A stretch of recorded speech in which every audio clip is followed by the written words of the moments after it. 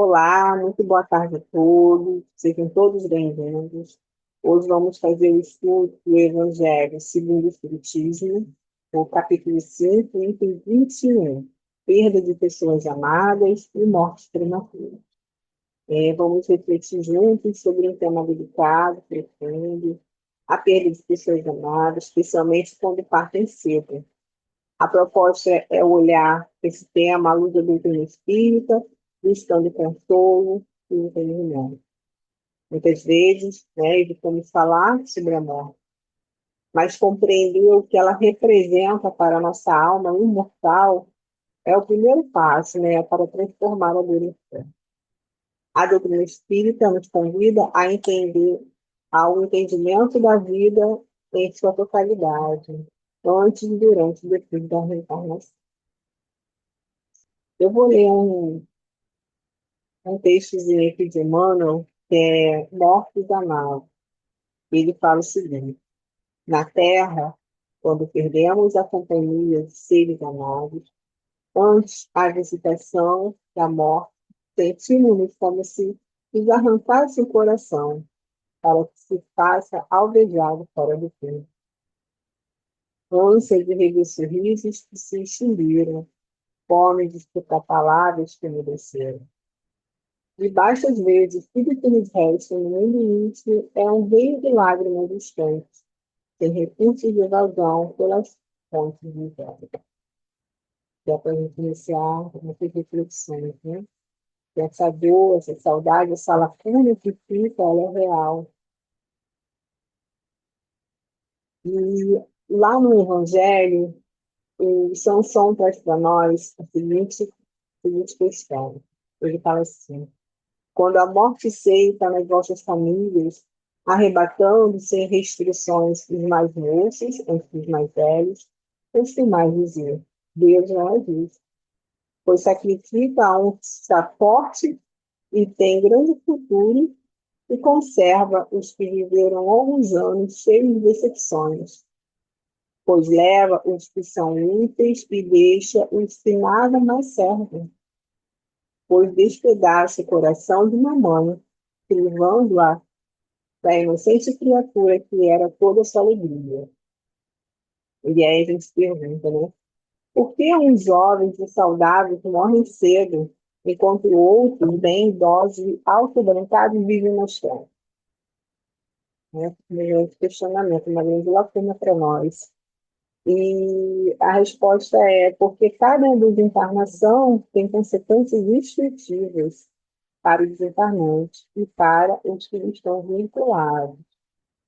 A reencarnação para cada pessoa tem um prazo estipulado por Deus, que devemos acatar com respeito e humildade. E aqui ele fala também da questão da revolta, né? Essa dor ser transformada em fé, e essa revolta ser colocada de forma de resignação, de aceitação, de desígnios do Pai maior. E a gente passa a entender que tem o tempo do homem e tem o tempo de Deus. O nosso tempo, ele é contado no nosso corpo material. É o relógio biológico que todos nós trazemos. Se a gente parar para ver, temos uma perspectiva de vida que vai entre 76 anos aos 80 anos. E quando uma pessoa, é, uma criança, né, vamos dizer assim, parte, a gente acha que a criança daquele relógio biológico, ela foi de forma prematura, mas, na verdade, ali tem um espírito eterno. E o espírito, ele não parte de forma prematura, porque teve ali uma preparação, né? Teve ali um planejamento. Então, ele não vai chegar ali, dentro da perspectiva que nós trazemos, né, biológico, a velhice. Ele parte antes, mas ali ele parte dentro da necessidade dele de evolução. E muitas das vezes a gente não consegue compreender isso. E aí a gente coloca que foi de forma prematura, né? Mas prematuridade está na matéria, não no espírito. né? O espírito, ele tem ali centenas de anos, né? E aí a gente consegue entender que nós, né, seres humanos, quando reencarnamos, temos um relógio cronológico, sim, né? Nosso corpo tem prazo de validade. E aqui o nosso tempo ele é finito.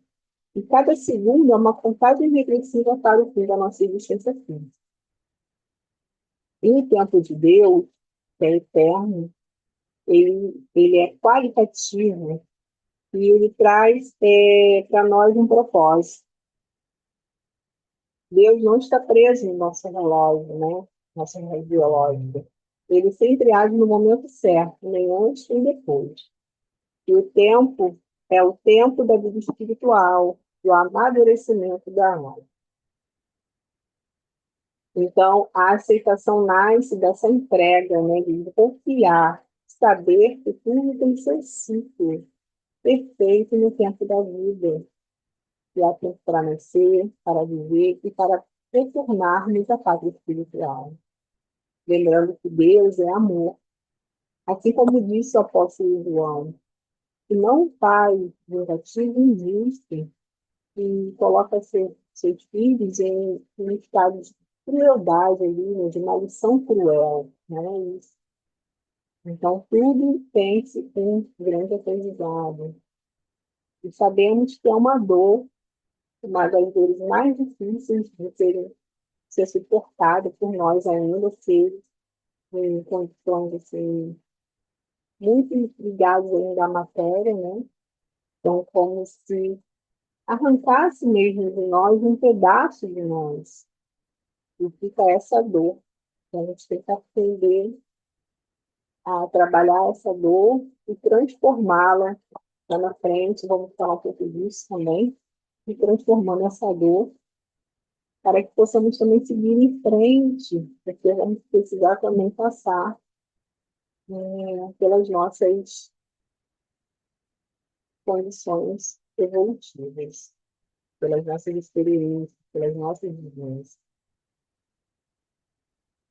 E dentro da justa providência de Deus, quantas vezes nós questionamos por que é tão jovem, por que é uma pessoa boa, mas nossa visão é limitada.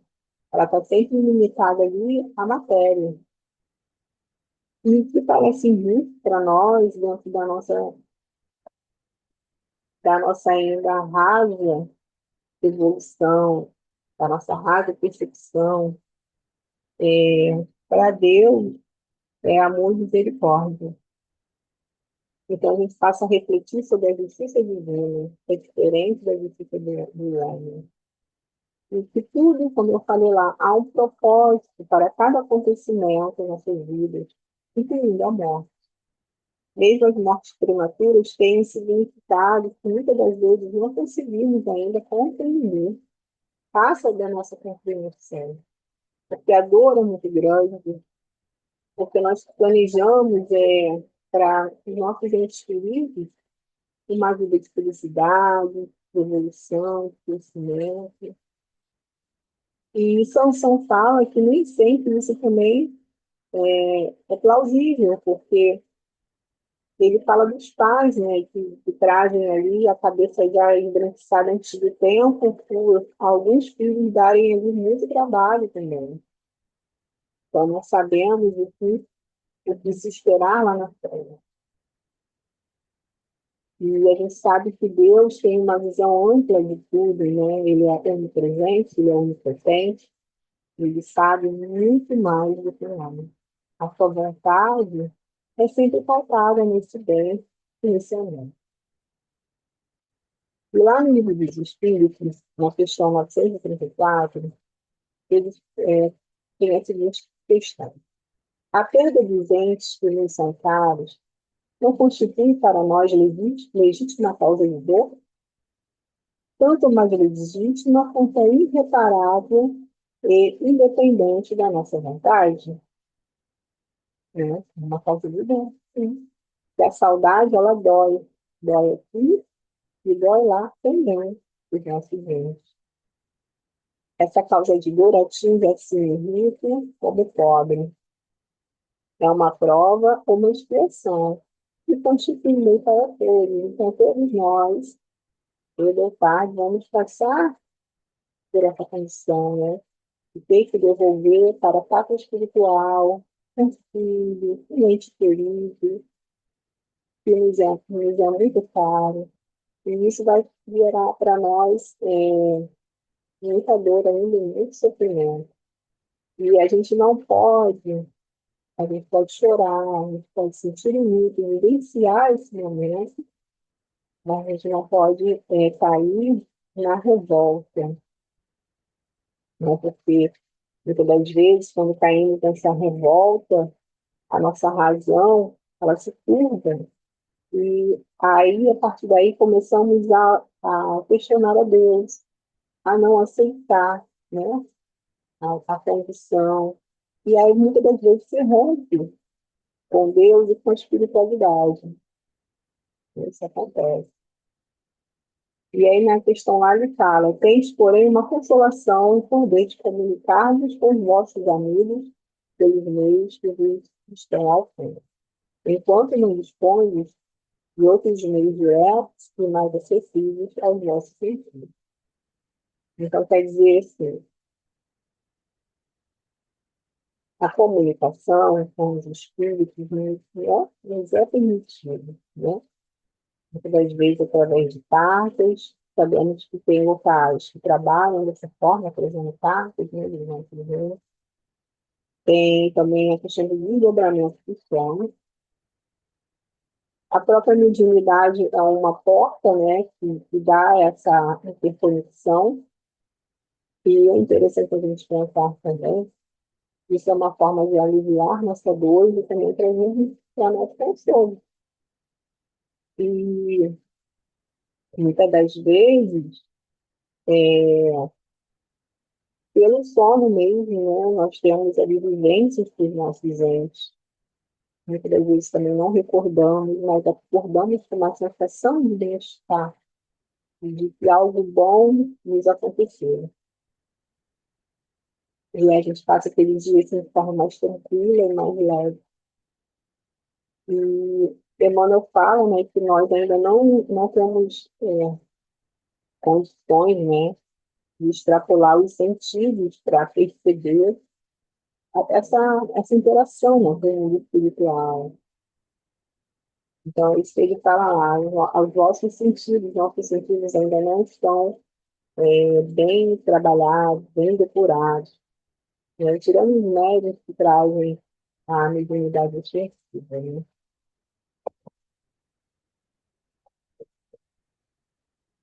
E na questão 936, é, fala assim: como é que as dores inconsoláveis dos que sobrevivem se refletem nos espíritos por quem eles falam?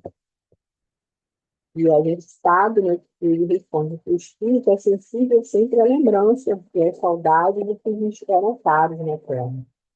Mas uma dor incessante e desarrezoada o toca penosamente. Se a gente estiver em desequilíbrio, eles também ficam ali dentro da preocupação para conosco. Então, é uma troca mútua, né? Essa interação é mútua. Porque, para eles, essa dor excessiva, né? Ele vê como falta de fé no futuro e da confiança no Pai. E um obstáculo também para o adiantamento dos que choram, porque entra na revolta, né? E isso coloca em um estado de desequilíbrio muito grande. E às vezes ele precisa dessa paz, dessa tranquilidade, para também, lá do outro lado, estar buscando a sua evolução. E eles entram, muitas das vezes, em processo de recuperação.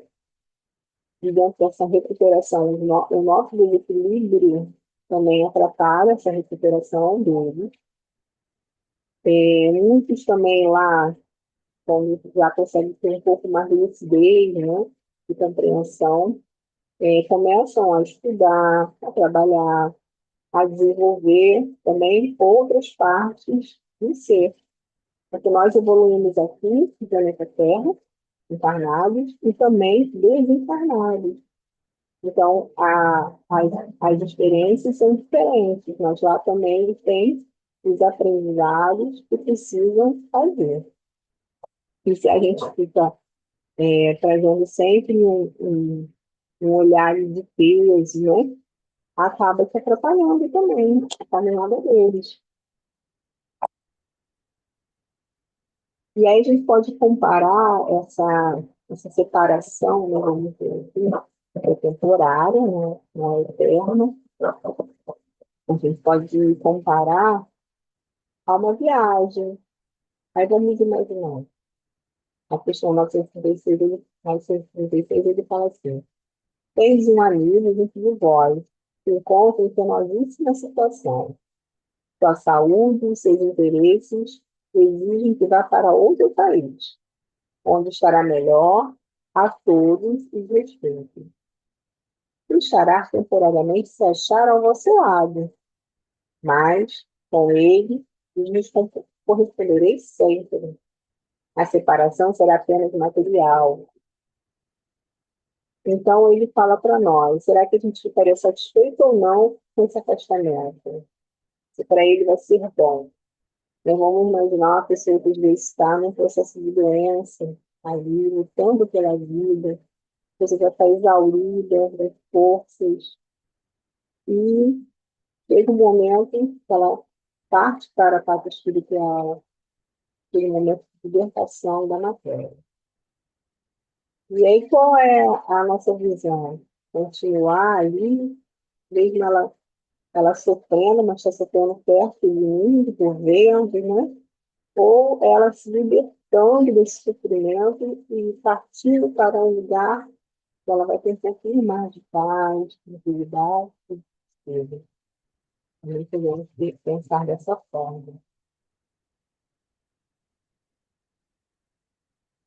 Então, todos os casos de desencarnação são determinadamente previstos pelas forças espirituais que orientam as atividades no homem sobre a Terra, no demônio. Então, a gente pode pensar que ninguém vai antes do tempo. Tudo tem um tempo ali que foi programado. Até a questão da fatalidade, né? Não é vítima da fatalidade aquele que morre na flor dos anos. É que Deus julga, não convite que ele permaneça por mais tempo na Terra. Então, nós não temos a noção dos desafios, das vicissitudes que esse espírito poderia vir a enfrentar lá no futuro, lá na Terra. Porque a gente chama de tal maneira que a gente se tão bem, tão melhor. Mas a gente sabe que o nosso planeta ainda é de provas e expiações. E isso também já traz muitas dificuldades, muitos desafios para todos nós. E a quem é concedida a morte prematura? Frequentemente, a morte prematura é um estado desígnio de Deus, que atinge aquele que se vai e que se encontra, assim, preservado das misérias da vida, ou das seduções que talvez lhe acarretasse a perda. Então, é preferível, às vezes, recolher essa alma do que deixá-la se perder, né? E depois ela retornar ali de uma forma degradante, uma vibração muito desequilibrada, e aí também atrapalharia a evolução desse ser. Então, ele fala que a morte prematura não é uma fatalidade, é um benefício concedido por Deus àquele que se vai. Mais uma vez, a gente ainda não consegue ver dessa forma muitas das vezes. A nossa visão é sempre material, é aquela visão de que a pessoa tinha tudo para crescer aqui, tinha uma vida para construir, uma vida para se dedicar. Nós esquecemos que também existem as misérias e as seduções que podem arrastar o espírito para caminhos virtuosos, e depois difícil de ser esse próprio espírito retornar ao caminho do bem, caminho correto. E quando retorna também com muito sofrimento, né? Aumentando ainda a sua dívida kármica. E sabemos que tudo tem um planejamento, e esse planejamento é feito antes de encarnarmos aqui na Terra. Então, a vida ela é vista como um ciclo contínuo de aprendizado e evolução. E cada desencarne, por mais cedo que seja, pode ser um propósito específico no desenvolvimento do espírito. Então, às vezes, aquele período pequeno que o espírito fica, né? Vamos pensar nos abortos espontâneos, né? Vamos pensar as crianças que nem a gente chega a nascer e já partem antes do próprio nascimento, morrem ainda dentro da barriga. Aí tem um aprendizado específico, muitas vezes satisfaz, né? E aí ela está ali naquela necessidade ali que ela está de auria de recursos, de preparar, de melhor o seu perispírito, às vezes ela precisa ter um período ali de vida para poder seguir o caminho dela. E a gente pensar, a vida curta, será que a missão foi cumprida? Muitas das vezes, sim. Muitas almas vêm para breves passagens, contudo falando, há espíritos que reencarnam apenas para cumprir breves tarefas, um aprendizado para os pais, um reencontro e uma reparação. E partem deixando um profundo impacto que transforma. Muitas crianças e jovens reencarnam apenas para essas tarefas, auxiliando o progresso espiritual dos que estão ao seu redor. Mesmo breves, essas vidas deixam marcas eternas. E qual é a marca eterna que a gente fica, né? Quando ele está ali dentro sendo maternado, ali dentro da barriga da mãe, ele recebe muito amor. Então, às vezes, aquele espírito, o que ele precisa é desse amor, de sentir esse amor, de não se sentir rejeitado. Então, ali fica um aprendizado dos pais, uma coisa difícil, doloroso, e também para esse espírito que vem para ali aprender a força desse amor. E como fica a sorte das crianças depois da morte? Ao desencarnar, o espírito que animava o corpo de uma criança nem sempre retorna de imediato à fase adulta. É bem verdade que volta ao seu precedente viver, uma vez que não sofre mais as limitações da vida material. Entretanto, não readquire a anterior lucidez, e não quando se tenha completamente separado daquele envoltório. Isto é, quando uma linha nasce, existe entre ele e o corpo. Então, aqui ele fala alguns espíritos, né? O espírito ele não é uma criança, ele é um espírito, é uma criação de Deus. Ele já teve outras vidas. Então, ele não fica naquela forma infantil, né?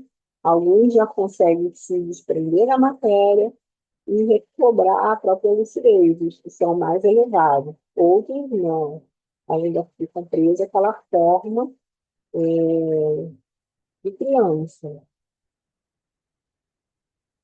Aí, André Luiz traz no livro Entre a Terra e o Céu a seguinte explanação para nós. Quando o espírito já alcançou elevada classe evolutiva, assumindo o comando mental de si mesmo, adquire o poder de facilmente desprender-se das imposições da forma, superando as dificuldades da reencarnação prematura. Conhecemos grandes almas que renasceram na Terra por brevíssimo prazo, simplesmente com o objetivo de acordar corações feridos para a aquisição de valores morais. Recobrando, logo após o serviço levado em efeito, a respectiva apresentação de quem era a costureira. Então, ele sai dessa forma de criança e volta a ser um adulto, um espírito, né? Contudo, para a grande maioria das crianças que desencarnam, o caminho não é o mesmo, como eu falei lá. Esses espíritos já conseguem ali manipular a própria matéria através do poder mental, ele se desprende de forma mais tranquila, mais lúcida, com mais leveza, e volta a forma dele normal. E aí ele tem um aprendizado, né? O aprendizado, às vezes, é fazer com aquele familiar, aqueles entes queridos que estão ali, dentro daquela experiência, adquiram valores morais. Como é isso? Eu fico pensando também. Muitos, às vezes, quando passam por esse tipo de dor, desse tipo de sofrimento, buscam o quê? Vão buscar a espiritualidade, vão, aí começam a desenvolver a fé, a confiança, a resignação, a aceitação, né? Daquilo que precisa ser. E aí é que também a doutrina traz um papel muito importante, né? Do esclarecimento, de controle, de cuidado com essas pessoas que chegam aflitas, chegam pesarosas, chegam em busca de um alento para os seus corações. E é esse trabalho também que a doutrina traz. E aqui interessante, como eu falei lá, os tipos de comunicação, né, que podemos ter com os nossos entes queridos. Tem o Lar de Bênção, que é uma colônia educativa, que é tipo uma escola de mães, e domicílio dos pequeninos que regressam da esfera carnal. E essa colônia fica situada no espaço espiritual correspondente às terras brasileiras. Tem como objetivo preparar mães para a maternidade responsável e atender as crianças que desencarnam e encarnam. Tais crianças encontram aí o apoio necessário ao seu reajustamento espiritual. Assim é que, nos primeiros momentos, como liberta do corpo físico ou enquanto vive o equilíbrio, são abençoadas pela assistência superior e amiga dos benfeitores espirituais do lar de bênção e pelo afeto inesquecível daquelas que foram seus genitores, as quais ainda presas aos liames da carne, encarnadas, né? São, no entanto, levadas à colônia para auxiliar e acompanhar o reerguimento do filho. Então, essa conexão, né, ela não acaba, né? Então, estamos em quebramento de sono, podemos ser levados pela espiritualidade amiga ao reencontro dos nossos entes queridos, dos nossos filhos, dos nossos amigos. Isso para nós traz um grande consolo, né? Apesar, como eu falei lá, a gente muitas das vezes não vai se recordar, né, dessas experiências, mas elas existem, né? São reais.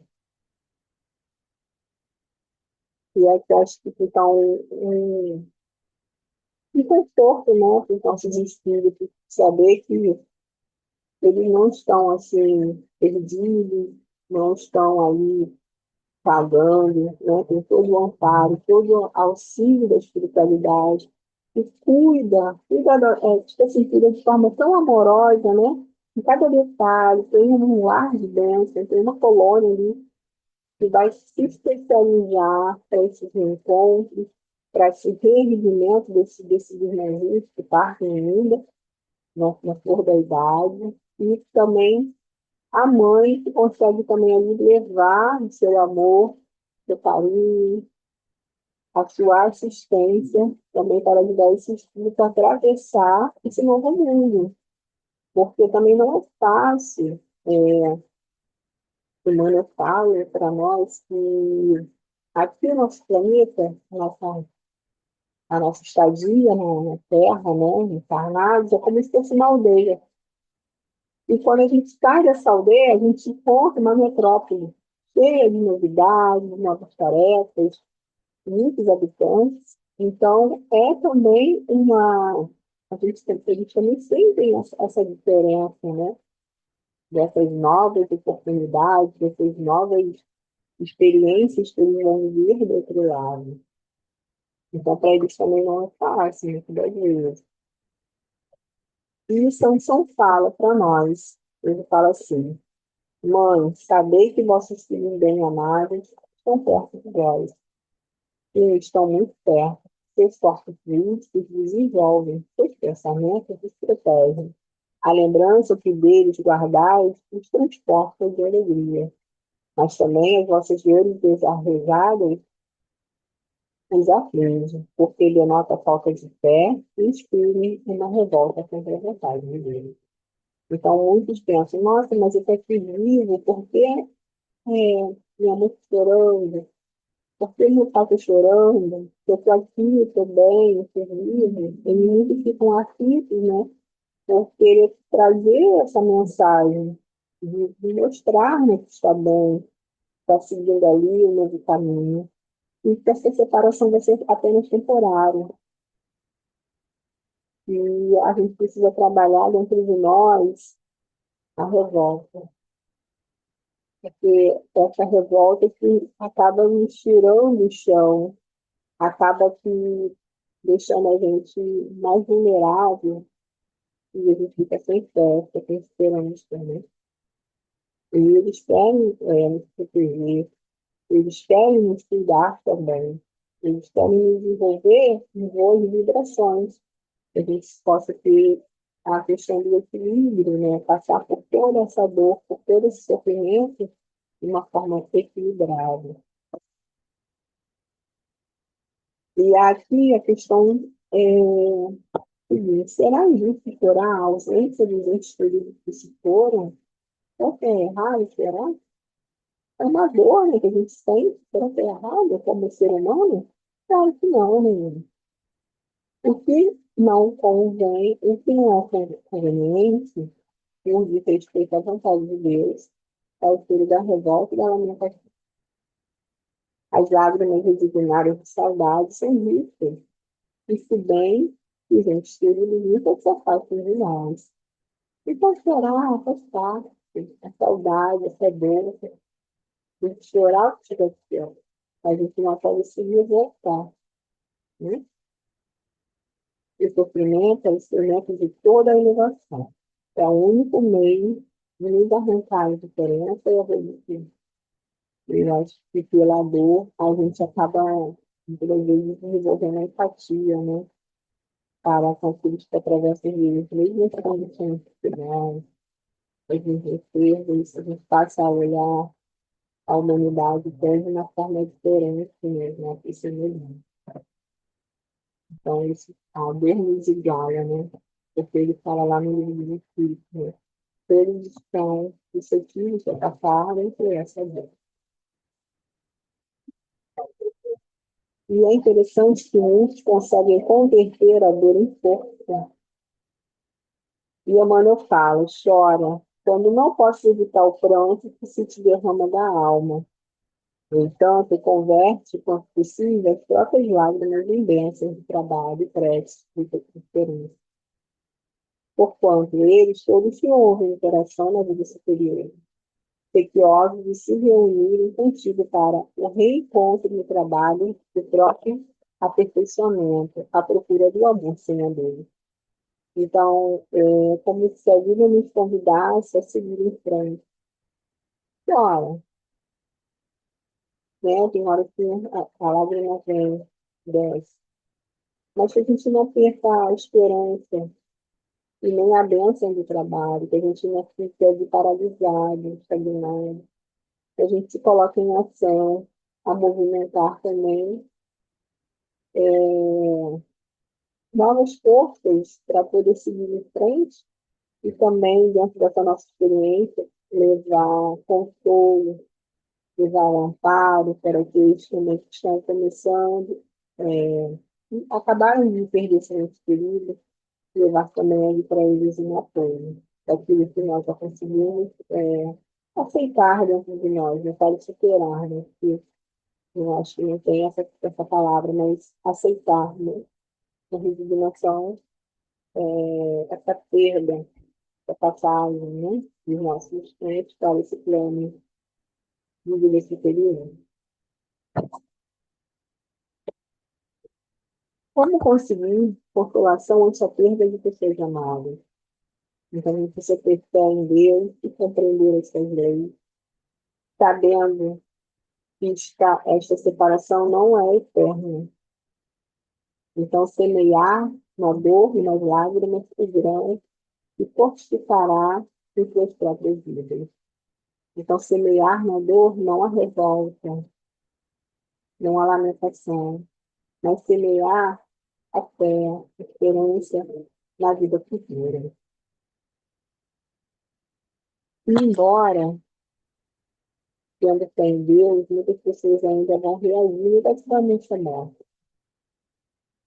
Porque a fé em Deus, sem a compreensão das leis, faz com que a ideia da morte seja encarada pelo assustador, como se fosse um castigo.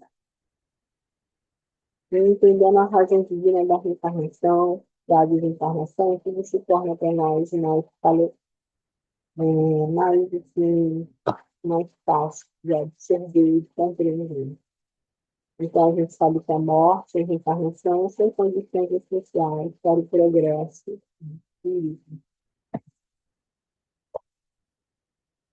E quando a gente coloca o nosso pensamento na vida espiritual, a vida corpórea se torna simples passagem, breve estada, um país ingrato.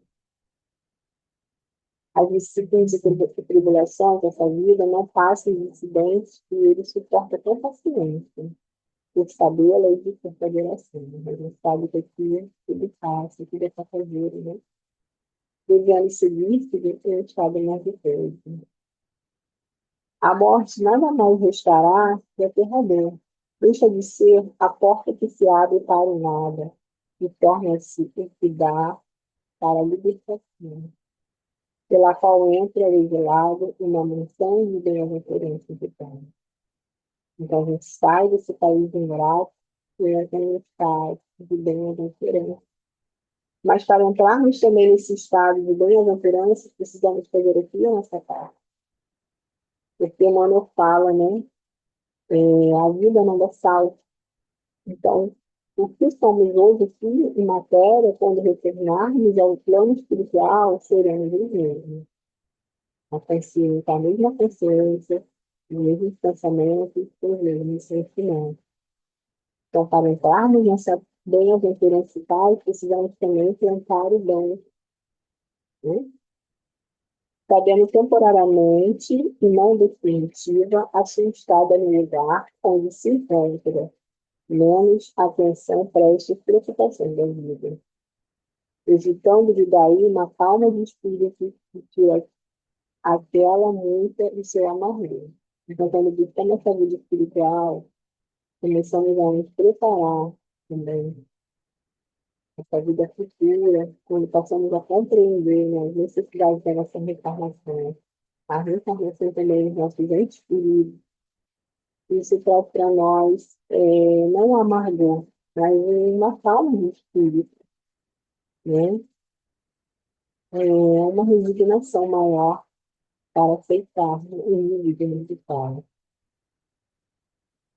E o que parte primeiro é o primeiro se libertar. E não nos cabe, e só nos cabe a nós felicitá-lo, né, por essa libertação. Aguardando com paciência o momento em que o nosso turno também nós seremos. E para finalizar, vou trazer uma frasezinha de André, que ele fala o seguinte: uma existência é um ato, um corpo, uma veste, um século, um dia, um serviço, uma experiência, um triunfo, uma aquisição, uma morte, um tempo renovador. Que possamos, Senhor, sentir sim saudade, a saudade que vai fazer com que recordemos dos bons momentos, das boas lembranças dos nossos amados, dos nossos entes queridos. Mas que essa saudade não seja desequilibrado, que não traga revolta, não traga lamentação, mas aceitação, que é ser planejado, que foi acordado lá no plano espiritual, que o desígnio do Pai é muito maior do que aquilo que nós planejamos para nós aqui ainda na matéria. A matéria finita, que nós trazemos esse prazo de validade, do nosso corpo material, mas a nossa alma, nosso espírito é eterno. Então, agradeço a todos pelo, pela oportunidade, né, de estar aqui trazendo um pouquinho desse estudo e que Jesus, a espiritualidade unida, possa comparar o coração de todos vocês que estão passando por esse momento de luto, de dor, de saudade, e que a fé e a esperança possa brotar em vosso coração. Assim seja, graças a Deus.